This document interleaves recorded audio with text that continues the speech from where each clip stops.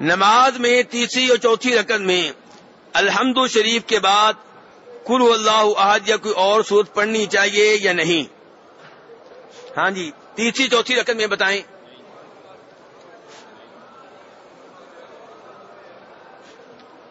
ظہر اثر کی پہلی دو رکعتوں میں آپ سورہ فاتحہ بھی پڑھیں گے، سورہ فاتحہ کے بعد کوئی اور سورت بھی پڑھیں گے۔ آخری دو رکعتوں میں صرف سورہ فاتحہ پڑھیں گے، لیکن اگر کبھی آپ آخری دو رکعتوں میں سورہ فاتحہ کے بعد کوئی اور تلاوت کر لیتے ہیں تو وہ بھی حدیث سے ثابت ہے۔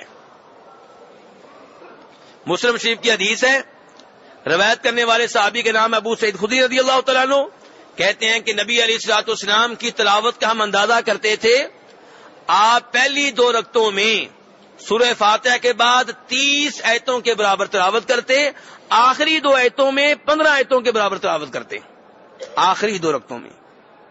تو آخری دو رکعتوں میں اگر کبھی آپ تلاوت کر لیں تو انشاءاللہ گناہ نہیں ہے۔